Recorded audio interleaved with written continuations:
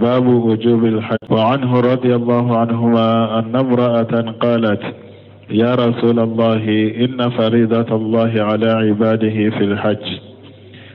أدركت أبي شيخا كبيرا لا يثبت على الراحلة، أفأحج عنه؟ قال: نعم، متفق عليه.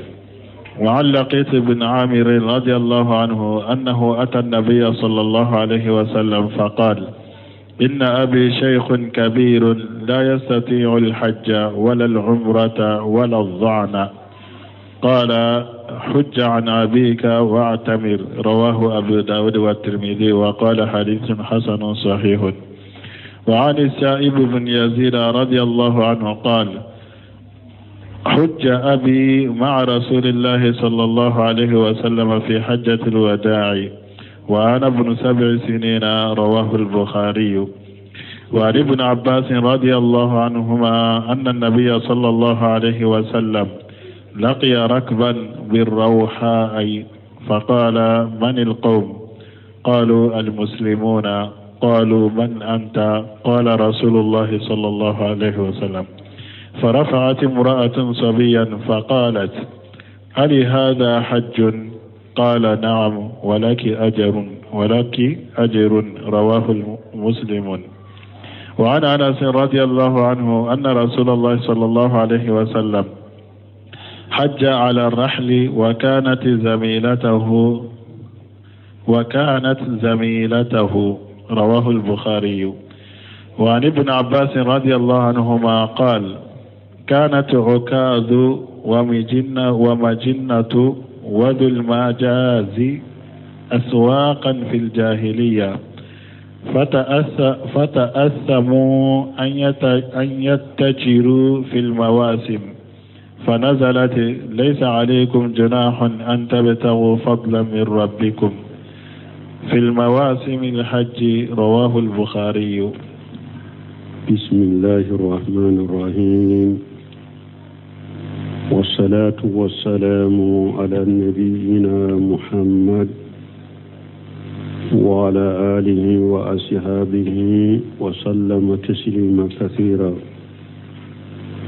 سبحانك لا علم لنا إلا ما علمتنا إنك أنت العليم الحكيم. أستغفر الله الذي لا إله إلا هو الحي القيوم وأتوب إليه. اللهم انفعنا بما علمتنا وعلمنا ما ينفعنا وزدنا علما. بيه تراتسوية إجريا باكلي أنيك مناني أني بيناني أني ورو شهر رجب من هجرة سان كالو ولون فلانا بيسونيو ولون فلانا ميلادي نصارو كجاتي با فلاني مغاني دورو سان كالو فلو بيسونيو فنا ولون فلانا مبي دورا بمو مسجد رجاو أمبو كنو درس الحافظ النووي رحمه الله aka kitabu kono riyadu salihin bonda min nako babu ujubil hajji wa fadlihi nako ninye bonda e hiju wajibi ali foli ani hiju fasamanti a foli anye hadisa do ke kateme bi hadisa munun kala nanka wanihu radiyallahu anhu kadisa mina ibn abbas ma alaka je kabama رضي الله عنهم لك جيك أبوانا فاما أن امرأة قالت يا رسول الله كم مصدو مصينكو لك تشيدي إن فريدة الله على عباده في الحج علي أكفر دم منك كجون كهيجو كولا أدركت أبي شيخا كبيرا ويسر النفاية تقربدي لا يثبت على رحيلتي أفأحج عنه التي سكا سبتي لنن كان فينكا يا لنك هيجو كان نولاوا قال نعم تيدنكو منتفق عليه بغني مسلم بن حديثين وأن اللقيط بن عامر رضي الله عنه كارثة من اللقيط بن عامر ملك جيكابواما أنه أتى النبي صلى الله عليه وسلم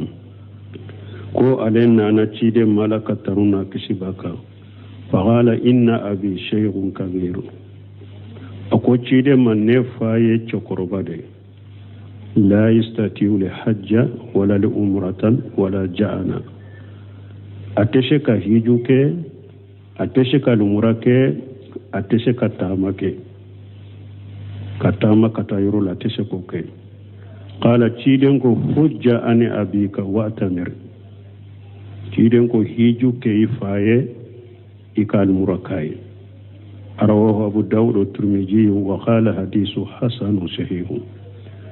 وأن شائب ابن يزيد رضي الله عنه كارثة من الشائب ابن يزيد ملك جيكابواما قال حج بي مع رسول الله صلى الله عليه وسلم كوي هيجو كني عليه كفر تشيدنكا في حجة الوداع سرنكلاني هيجولا وأنا ابن 7 سنين وياسر عليه بسامولون فلا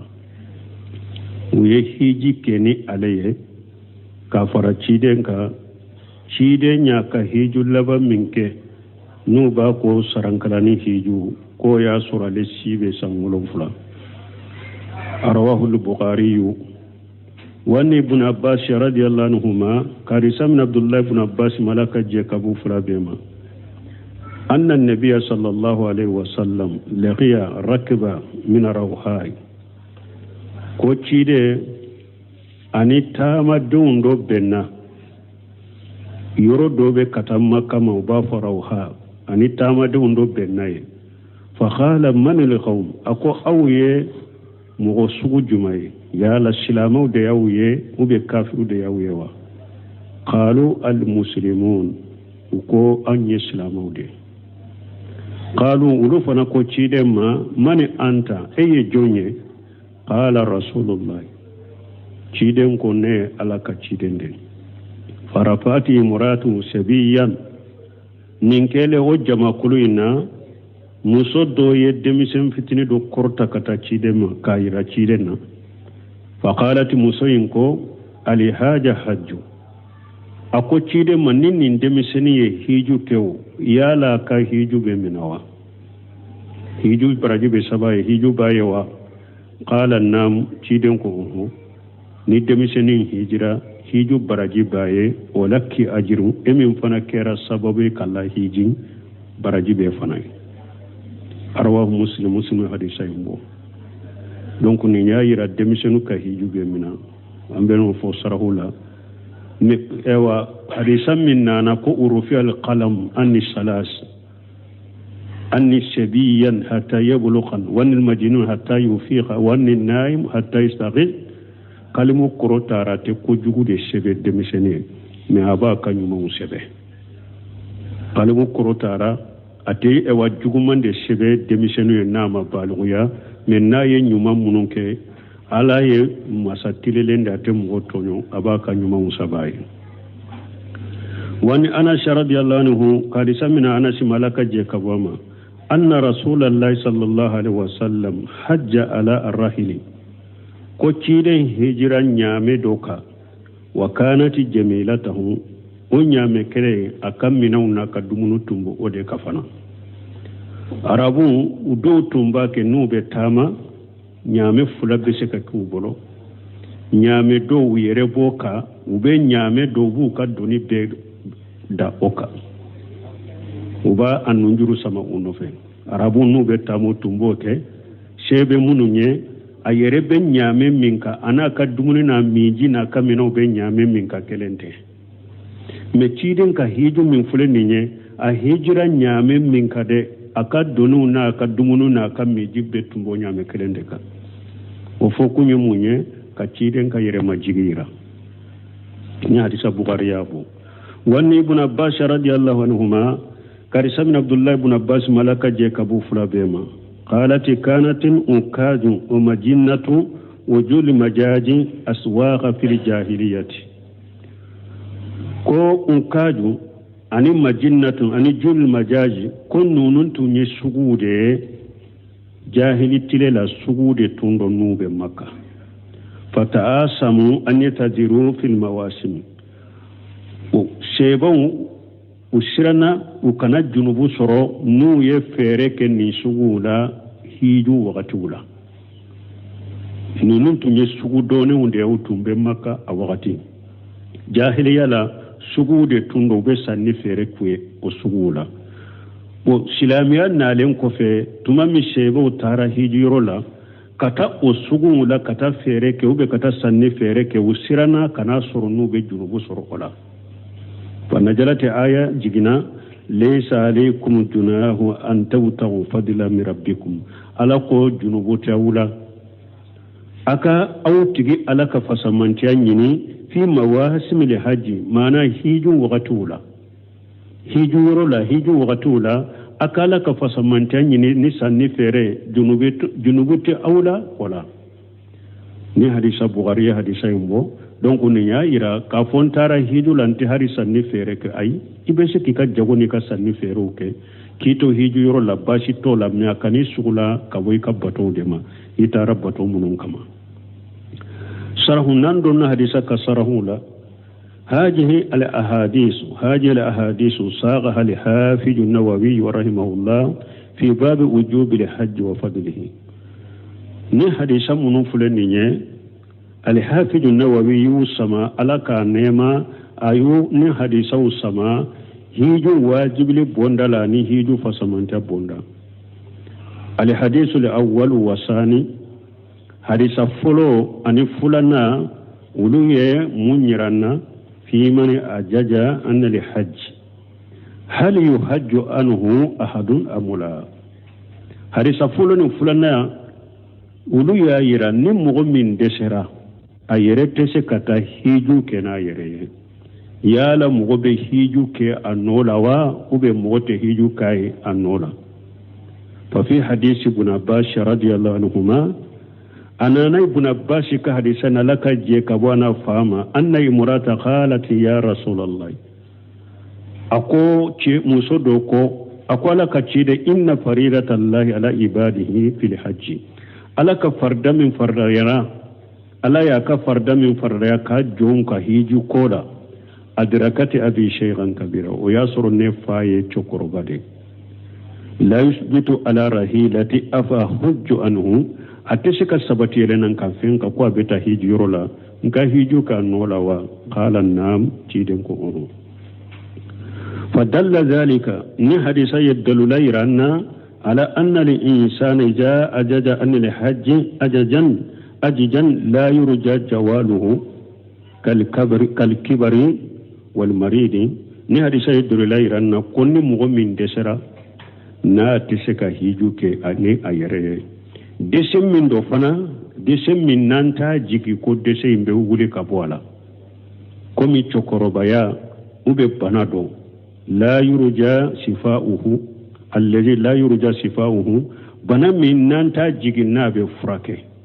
وما أصبح ذلك ننوننا يغنو فإنه يحج عنه ننتج لمغو بهجان ولا من كرولا دي أتسكا يلي كان فينك كو أبتا هيجو يرولا شيبا يفنان نفلو كولا ما يرتسكا تا أكرولا بمغو بسكا بلا نولا كتا هيجو كاهي a ube bana doye mogo do mina bana minni aya atigi dese atese kata hijiro la bana infana jigi tala ko abena furake me sheba ye na fulokola nintigi fana be mogo do bila nola min beta hijikaye hadisa yin oyiratna وفي هذا دليل على أن المرأة يجوز أن يحج عن الرجل ni hadisa ye dalila iranna ko abe daga muso ka hiju ke ceye muso be se ka hiju ke ceye nola wa kadhalika rajulu yazuju an yahujja an almar'ati wa chogo kila abe daga ceye fana ka hiju ke muso ye wa rajulu an rajuli abe daga ceye ka hiju ke anyuguna ceye wal mar'atu an almar'ati abe daga muso ka hiju ke anyuguna muso ye كل ذلك جائز من بدك له ولذلك أذن النبي صلى الله عليه وسلم للرجل الذي أخبره أن أباه شيخ كبير لا يستطيع ركوبا ولا لحجا ولا لعمرة فقال حج عن أبيك واتمري من دقصو تمامي من ko cide manne faye chokoroba de ateseka yere nan kan fenka kata hijula ateseka hijuke ateseka lumurake yalanka hiju kayewa faqala ciden ko hujja an abika wa tamiri ako hiju ki faye ikal murakaye donc Abdullah ibn Abbas ka hadisa yaira muso de ye ciden yininka fa hiju farra ya soro chokorba yada ambesika hiju kai ciden ko ho o yaira muso be hiju ke chenola ka hiju ke chenola ni ne ciden yininka konne fa korola ateseka sabati yele nan ka fenka ateseka lumurake ateseka ewa hiju ka ateseka lumurake nga hiju ka ewa ciden ko hiju ka e ka lumurakai ni yaira be hiju ke che wa fi hadhihi al ahadith aida abinni hadisa kono tuguni dalil ala jawaji hajji siyan abed daga demiseni fana ka hijuke fa ha huwa sa'ib ibn yazid radiyallahu anhu sa'ib ibn yazid fule alaka je kabwa yaqulu hujja bi ma nabi sallallahu alaihi wasallam fi hajjati alwada'i wa ana ibn 7 sinina aku ye hijuke ni alaye ka faraciden ka sallallahu alaihi wasallam ka shito sangolon fula qawluhu hujjabi na ko ku ye hiju keni alaye fadalla dhalika ala jawaz al-hajj mali atifal ni yedelu la iranna abedaga mogoni demisen fitunu ka hiji kenyon fe wa kadhalika hadith ibn Abbas abo chogola ibn Abbas ka hadisa wore minbe anna imrata rafa'at ila an-nabi sallallahu alaihi wasallam sabiyan faqalat ali haja hajju o chogo kile na ibn Abbas ka hadisa an yokala musomminye demisenu korota kata chidema ako chidema nini demisenu ye hiju ke hiju bayewa qala nam chiden ko oho hiju be demiseni ye walaki ajiru sarabe efanabe barajisro fa fi hajain al-hadithain abni hadisa fulala دليل على جواز حج السبيان والسبي يفعل ما يفعل كبير دليل بن حديث فلالا كايرانا ابدغا دمسني كهيجوك دمسنو نا يهيجوك ني دمسنو يهيجوك مقربا بمنك ابودك وين اجد عن شيء نا دسرك منك فانه يفعل عنه يبو اوكي ايه na desraka minka ka hijula abin min bolo ibo ke aye in kana mimma tadkhuluhu niyabatu na yasru ad-desra minna mo be se ka bila nola mo nola o ko sugula ibo kai aw yuhmalu idha kana mimma la tadkhuluhu niyabatu ube ibata mo tese ka yoro minke baram minke mo nola ni demiseni desraw nyogona dema iba atade ka kenai ibata ka kenai ni demiseni abeddaga ka hijuke aka hijube mina fana aw yerebe se ka mununke abuke komi makorba buke chogomi na atese ka mununke ni komindo mo be se ka ke mo nola iba ke anola na desira ko minna mogote se ka ke mogo nola ibata ka ke nayi fa masala misalila idza kana la yastati an yatufan aw yasha yuhmal misalila ni demiseni kera eni demiseni do hijira nyogon fe demiseni nyere tese ka tawafu ke na yereye atese ka tama safani marwache yuhmal idza kana la yastati wala ibid demiseni inta na ya sura yire tesika nununke na tesika tawafuke na yire atesika tama safanu marwache ibata laistatu ibata an yurumiya anu laistatu an yatufa aw yasha yuhmalu na ya sura sika tawafuke atesika wa safanu marwatama ibata ibe tawafuke naye ibe safanu marwata tamanai ija kana la yastati an yurumiya anhu mais n'a y'a sɔrɔ denmisɛnnin sisan a yɛrɛ tɛ se ka jamaratinw belefili kɛ belefili mɔgɔ bɛ se k'o kɛ mɔgɔ nɔ la i bɛ belefili kɛ a nɔ la لأن حمله في الجمرات فيه مسقط ولا فائدة من حمله parce que jamarati la belefili yɔrɔ la ni ko i bɛ denmisɛnnin ta belefili yɔrɔ la degun b'o la a tali fana fayida t'a la لأنه ليس راميا بيده parce que a yɛrɛ tɛ se ka belefili kɛ n'a bolo ye فلهذا nin kosɔn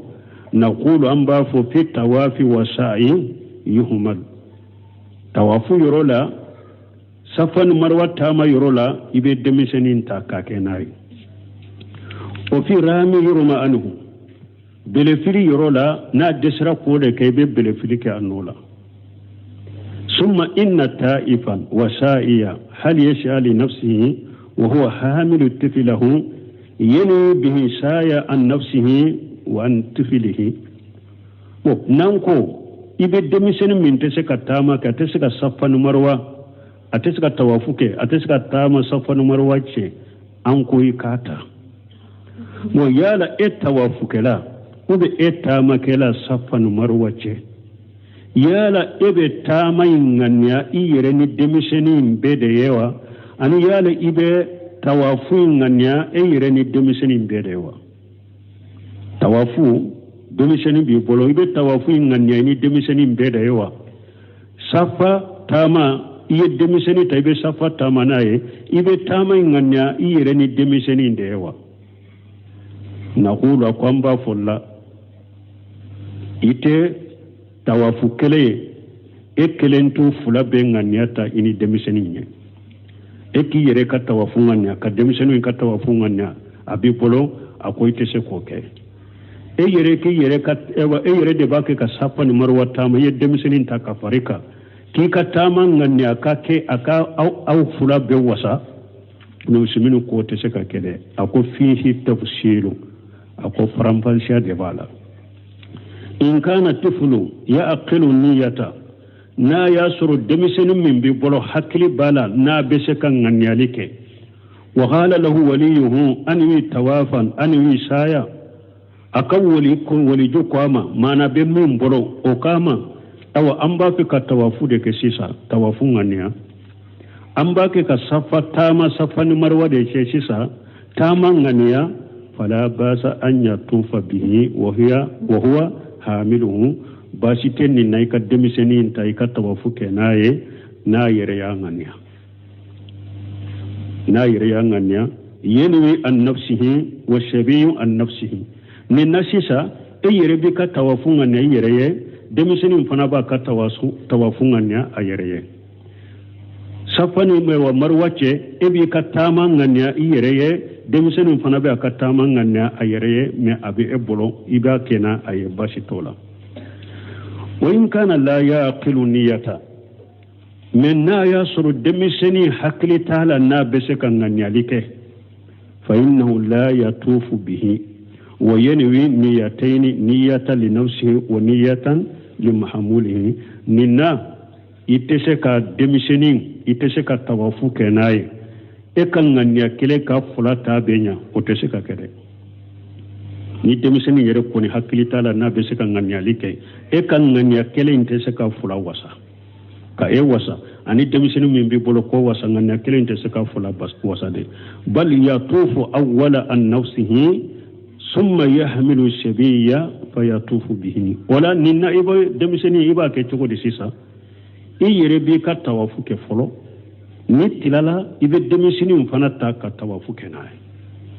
ye e yɛrɛ b'i ka taama kɛ safa ni marwa cɛ fɔlɔ ni tilala o la i bɛ denmisɛnnin fana ta ka a ka taama kɛ n'a ye aw yajaluhu ma insani akhara yatufu bihi ubiyɛn i bɛ denmisɛnnin di mɔgɔ wɛrɛ ma o bɛ tawafu kɛ ni denmisɛnnin ye denmisɛnnin ka ŋaniya kɛ a ye e yɛrɛ b'i ka tawafu kɛ ni yɛrɛ denmisɛnnin min ni hakili t'a la n'a bɛ se ka ŋaniya kɛ وذلك وفله لأنه لا يمكن أن يكون عمل واحد بنيتين بس كن بارك لنتسك كنين غنيا فلاي معنى أي ركعة توافو يكون غنيا أكاو مغفلا وسا بارك لنتسك كنين غنيا فلاي فهذا هو تفريق في مسائل التواف به ونسميه كونين دي فرانفانشياي كتوافو كني دمس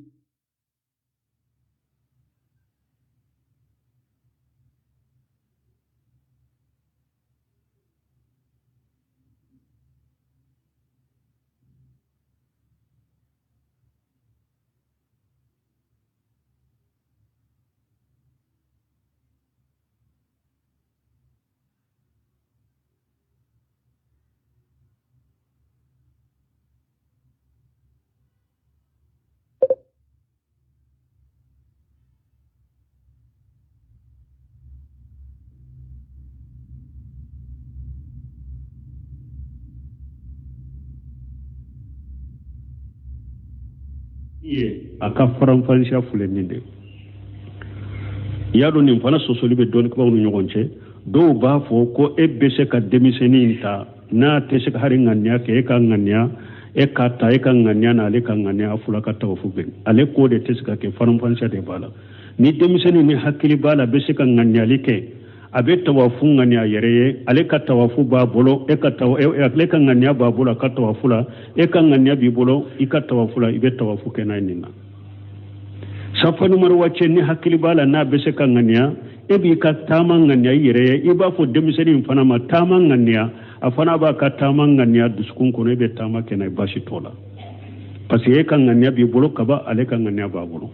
mais ni hakili te demiseni na be se ka nganya like ku egi ka demiseni ta e kan e watta wafu ngania fulaye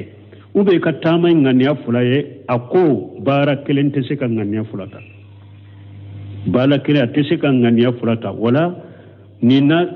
imma eni ka tawafu ke folo o ko fe ni tilala ibe demiseni fanata ka tawafu ke nay ebi ka tama ke folo ni tilala ibe demiseni ta ibe tama ke na fanay a ube ebi ka tama ke dama ibe demiseni ndi mo wore mo ka tama ke noy bunu semeni kunnin faranfansha de benina summa innal insana o ko fi hadama de ija hajja ni hijra fa innahu yajibu alayhi wa huwa an-na'ibu li khayrihi ni mo mi hijra na yasru e hijra mo gode nola mo worede nola awajibilen be eka an yafala kull ma fi usuhi min itimam al-hajj min arkanihi wajibatihi wa mukammilatihi akoni e hijira mo worede nola awajibilen be eka ishebe fengo fenna fengo fenyina akake hijula hiju jonsew hiju wajibi hiju dafa few awajibilen be eka ika sheko hake bekda ika bedeke ne hijira mo wodode li annahu naibu an qayrihi parce que e bilala mo worede nola فلا ينبغي له أن يهمل فيما يقوم بالخير ولا أمانك إيكا فندو توكوفي إبلا لمن نولا بجوني في منوني هيجي بطولا أتدق إكو دو توكوفي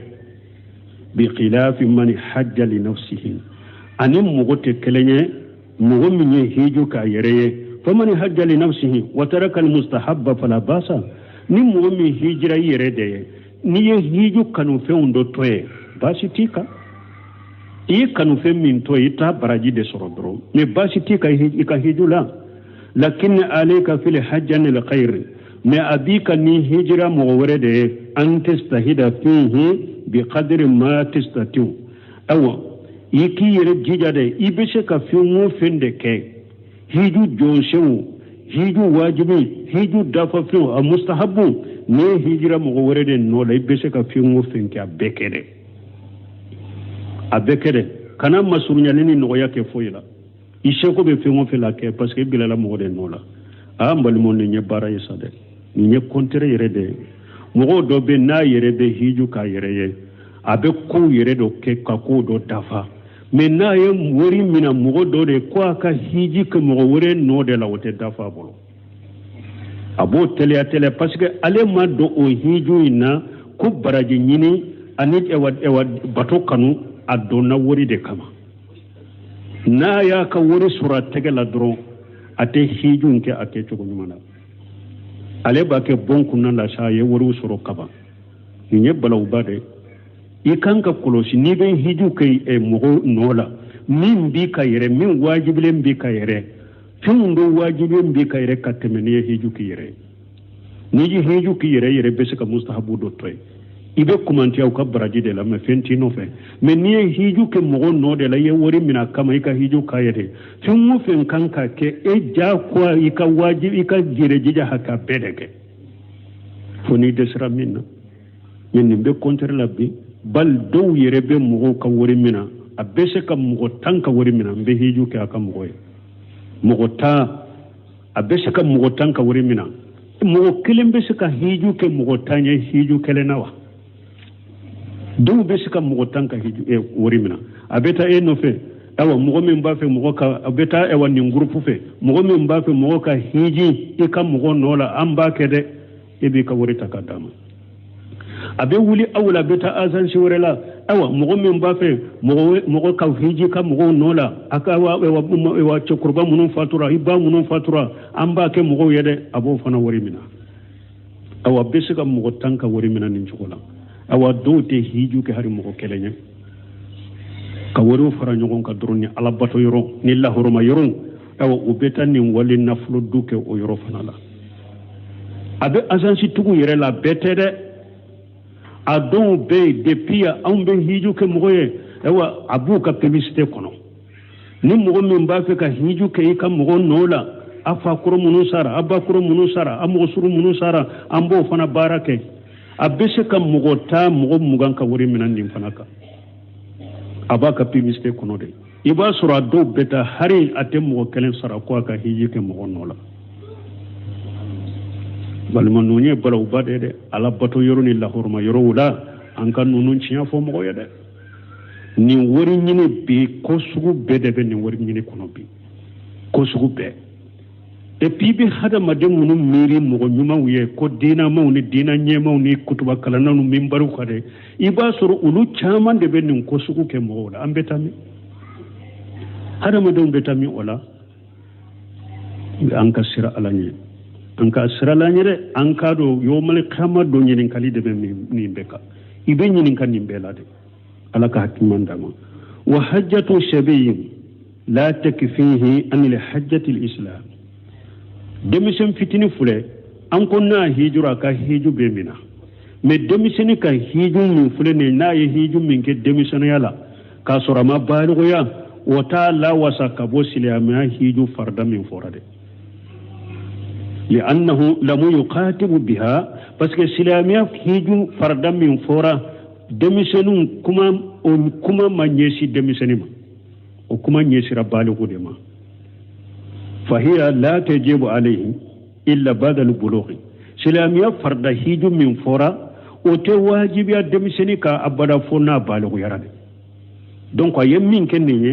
hiju wajibilente ninye baraji ni hiju le fule ninya be baraji surala men ni demisenu baligo yara ayeshe soro fo aka sage farda hiju kare fo aka farda hiju kere aye hiju min ke demisena ka soro ma baligo ya wa ta'ala wasaka bo farda hiju ma wallahu almuwaffiq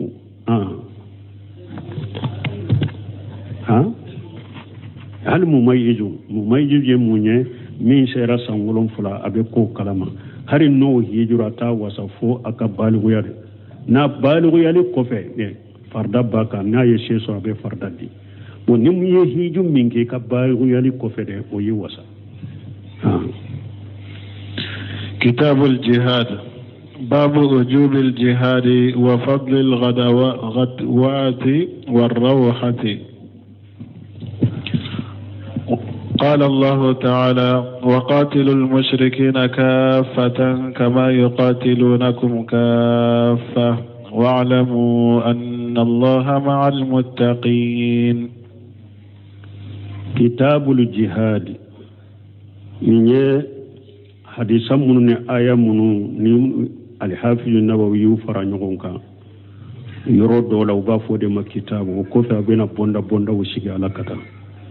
معنى aya munun nana hiju ewa jihadula ani hadisa munun nana jihadula ulu farale nyogonga ulu do fara nyogonga ambena do odela babu وجوب الجهاد وفضل قدوة وروحة أقول نيبوندا جهاد واجب لي فولي أني فسمنتيا من بي سوما جونا كسولي كتا جهاد لا أوبي ولا فلا دو كتا جهاد لا فسمنتيا من بولا نبونا بنا كما أوريفك شره قال المؤلف الحافظ النووي رحمه الله تعالى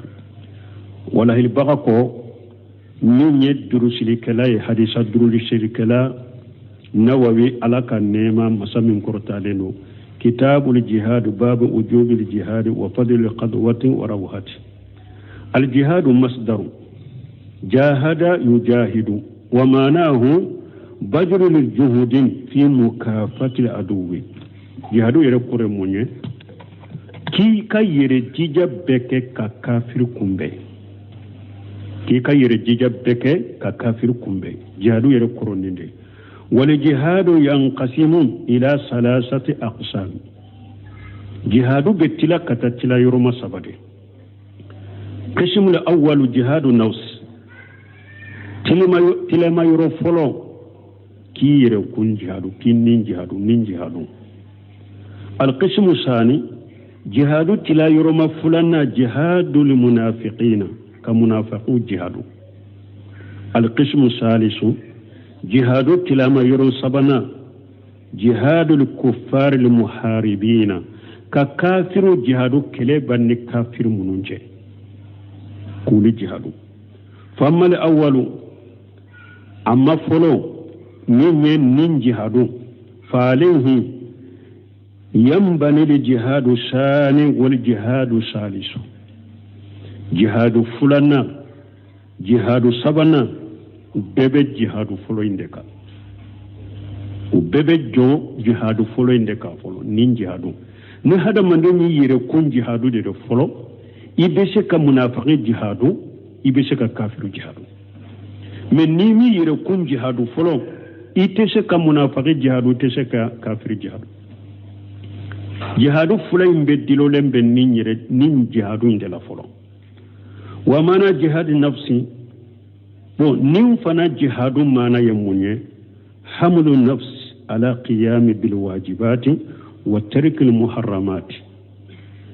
ikin nin karaba kabila aka alaka wajibu ke ka haramu ko toy nin de toy ko nin jihadu iki yire kun jihadu folo inni aka alaka wajibu be ke ka haramu ko toy li anna an-nafs tahtadu إلى مؤانات وإلى المجاهدات باسكو نيمبي هتاغيا إكي يرجليا النوفي نيمبي هتاغيا إكي يرجيجا النوفي إني يرسغلاني أبي هتاغيا إكي يرسغلاني نيني أبي هتاغيا إكي يرجيجا يرنينكونا إجا إن لكل إنسان نفسين باسكو هذا ما دين كلين بي نيم فلا دبيلا nan ko ni fula done min do tede abena faranfashanye e wayen nin fula min fona fo doni ke baga ka kuma to na ya fona yire qur'ana ayaw de beni qur'ana ayaw de nin fula fo hada maden kelen ben nin fula de bila nafsa amarata bisu'i wa nafsa mutma'innatan ta'muru bil khair ikan nin do be obi nyamariya kujugu obi nyamariya kosobe ni kojugu de kele ikan ni sabatilen do be abi nyamirani herade fahatani nafsani daima fi shirai awani nin fula daima nunun be cin tadela inni min bi nyamariya kosobe ni kojugu kele ani inni min bi nyamirani nyumon kele دائما وقت بين ننفلا بكلادلا نفس الأمارة بسوء تريد منه أن يفعل السوء فهي أمارة أو نمن بهذا مدن يامرني كوجو كليه وقت بأبي أبان لا يني إكا كوجو دكه فهي أمارة علي يامري كلا بانغانا دي وأمارة صيغة مبالغة أمارة يموني صيغة مبالغة ما نبي نعمر يقصبه وهي بمعنى الكسرة أبي نعمر يقصبه أو أن من شانها وتبعيتها الأمر بالسوء وبي أبك يا أن النسبة لأمارة إمانك شيغة مبالغة من باتكي نعمرياني كوجو يكاچايا وبي أناك النسبة نمي أدانشوكو دي وقتي بي أدانشوكو دي كي نعمرياني كوجو أناك النسبة كما تقول نجار وصناء وما أصبح ذلك كمني أبيفو النجار صيغة مبالغة دو من نسبة دو وصناء أفنا صيغة مبالغة دو من نسبة دو وما أصبح ذلك ننونا نغنى فالنفسان دائما في شراج ننفلا وقت بي وبكالدلا فيجاهد الإنسان بنفسه المطمئنة نفسه الأمارة بالسوء أو هذا ما ده إكان نمي نما فانتليني أوكي إكان ننكلي نمي بينيا مريا كوجو نكوجو وجرب نفسك أيرك أيسا يرلباني عندما تهم بفعل الخير تجد هناك جذبا آخر يجذبك إلى شر eyere ka isa yere la dron ni eya la nyere ni hamina koibe hera doke sisa ibe asoro eyere yela fana ibe samali do soro eyere la fana nimbi sama kata ko juguma wa yusabbituka lil khair ibe fendo soro ewa samali do soro yere la fana nimbi sabati kabo hera inkelima wodi ato hada made fumu fenye hera kode kata la garama ni baraji de be soro la kano ya garu yade iyo la nyinita ko ngani adro o kede fengo fenye ala ko ni bato de kano ya garu yade teliya kato made parce que ni ma teliya ko ke dro ni hada maden setane de ma do ala jinna setane be do ala ube an nafs al amaratu bisu bi balala hada maden kan ni sayire la dro ni ko ni hamina ko ebe hera ko do de ke taw o yornin kelen dro i yere be chogo ya do soro yere la fana nimba yere la kanan nin kede ube min bi sabati kana ke folo ya garu alike kana ke folo abdila nin wakati sareba ke be to de la teketu ube hada madenna wa yaqulu in falita kaja sara kaja wa kaja ni eye hera kanu doro ko iba ke doro ibe e wan nin do soro ila min be nyamare ko jugoe ube bi sabati ka bo hera ko ne ba fo e ni yen ninke ninde beke min al umur al musbitati an al khair abena ko do bilinye koro munum bu sabati ki sumaya kabo heran kelima ko do bena bilinye koro munum bu sabati ki sumaya kabo heran kelima fa anta daima fi jihad e hada made waqti bebe jihadullah wa jam ma yujahidu alayhi al insanu nafsahu al ikhlasu lillahi wa jalla fil ibadati ewa fimbele bele bammi ni hada maden kanki yere jija kin nin jihadu ala uye jumaye bato ka kalase ala kelembe we bato ka kalase ala kelembe we mo kinki yere jija i yere la jihadu min na folo i yere jija kin nin jihadu folo ika bato ka kalase ala ye fili ibadati ka dusun kalase soro ala ye fili ibadati wa fili muamalati wa fi talabi ilmi wa fi kulli ahwal iyere jija iyere la ikin nin jihadu dusun kalasika alaye batoka hada madon ka bara nyonyaka donu nyinila la hala bela qala badu salafu doko ma jahadtu nafsi ala shay ma jahadataha ala al-ikhlas salafu doko ko alema annin kele foya aleya nin kele liminke dusukun pour aka dusukun kalasi soro ayen nin kele liminke wala ma nin kele foyla kobo aya nin kele liminke ama nin kele linke foyla ka dusukun kalasi ko aya nin kele dusukun kalasi la katame fembeka li anna al insana parce que hada madin fule khad yamin ila mura'ati nas ni hada madin ko ni be batoke ibese ka jenge kamile kata hada madon yeli man kan ninke hada madon kaye أو يميل قلبه إلى أن يريد أرضا من الدنيا بعمل الآخرة وما أصبح ذلك أو إبن ميلي إدسكم بميلي كتا ننكو من فلن نيه بطو دي دو دي مي على لا غرب بارا جيان نفادو نيناي إدسكم بميلي كنين بلا إكورو kajian antren kajian na fo minene kala garabarawle ani la garabarawye anuna nyogonaw fal iqlasu sadidu mbal mo dusun kala sikagele ajinu dusun kala sikabo يحتاج إلى معاناة عظيمة شديدة دسون كلا سيبه حتى كتا حدا مدين كي يرسول بارك إننا يرسول يرجيجا من أكبرنا كجلي وكلمة وحيدة مال خلاص تنجي صاحبها من النار كلمة كلا كما كلا ni hada madenya kuma kelen fo iddu sukun kala sile o besegi kisi jahannaba tasmama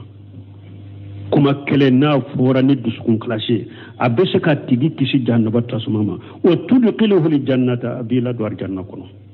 kuma kele ni ya fo ni duskun kalashe a bese ka tigi kisi jahannaba tasma donema kila dwar janna kono wali haja qala an-nabi sallallahu alaihi wasallam ninde kusun nabi nyuma ko laka tanuna kisi baka as'adun nas bi safa'ati yawm al-qiyamati akum mu'min be kunna jaya surninne ciden ka sunnali donya qiyama do man qala la ilaha illa allah khalisan min qalbihi ni mu'min ko la ilaha illa allah bato fen site min ka bato ceni ala kelim fewte ni yen kuma fo na khala silembi dusukun kono yawm al-qiyama do ne ciden be dalili ke be ala daliye wa qala alayhi salatu wassalam alaka ciden ko alaka tanuna kisibaka man kana akhiru kalamihi la ilaha illa allah dagala jannata ciden ko nim mo min kuma laban kere boto jiya kono katalla gara ni kuma laban kera la ilaha illa allah ibedo ar janna kono o ninte kuma kelenya wa ni ya foni duskun kala shabido ar janna kono abi kisi danya batasuma ewa ni la ilaha illa allah mun fulen ne ciden ya fo hadisa dola akon mugo do be ubi do arjanna kono ba uma bahara nyuman kelenke ko be soro chugodi ni mugo min ko la ilaha illa allah ima tansuru kasilamiya ka fardana ka bara shike inni minana ibeta arjanna kono ni ya fo ni dusu kalasi misali ya mugo na na amma sisa akon ne tumbe kafiriya de la de ne ba fo kado ma fe kado silamiya la ayi silamiya nya fo anye ayi silamiya nya fo nyamba fe ka seri kuma fulafo anye silamiya nya fo haye adusukun kala sira ko la ilaha illa allah muhammadur rasulullah ayen ni fo yoro mi duro anin tigira amma se ka hari farda salli aya fo yoro mi duro sara abi ari janna ko kasura mabara shike wala kuma munun bena ko ne ciden ko ne mugo do be abedo arjanna ko na mabara nyuma kelenke ko la ilaha illa na mabara nyuma kelenke abeke nin chogo de la de men ni mugo min la ilaha illa allah fo eye tansoro ka wakatu soro ka fere soro ka alaka fardau di ka wajibu di ka haramu toy ima wajibu di ma haramu toy ko la ilaha illa allah droni saroka ko ciden ko mugo be do arjanna ko harani mabara nyuma kelenke etede etogore kafiri ni la ilaha illa fu yeseru kuma fulafo tansoro lay bolo ibese ka sali ko nete sali isara o sali baliyaka har ni sara la ilaha illa allah ko e kafiri donc nunun ka fam ayo nyafo chogomi wakati eska amasha wakati sera kuma fana madafa ni ala sunna inshallah درسوري أمبي كما دافع كونتيني إن شاء الله سبحانك اللهم ربنا بحمدك أشهد أن لا إله إلا أنت أستغفرك وأتوب إليك. أعوذ بالله من الشيطان الرجيم بسم الله الرحمن الرحيم. كتاب رياض الصالحين باب وجوب الحج وفضله. وعنه رضي الله عنهما أن امرأة قالت يا رسول الله إن فريضة الله على عباده في الحج أدركت أبي شيخا كبيرا لا يثبت على الراحلة أفأحج عنه؟ قال نعم متفق عليه. وعن لقيط بن عامر رضي الله عنه أنه أتى النبي صلى الله عليه وسلم فقال إن أبي شيخ كبير لا يستطيع الحج ولا العمرة ولا الظعن. قال حج عن أبيك واعتمر. رواه أبو داود والترمذي وقال حديث حسن صحيح. وعن السائب بن يزيد رضي الله عنه قال حج أبي مع رسول الله صلى الله عليه وسلم في حجة الوداع وأنا ابن 7 سنين. رواه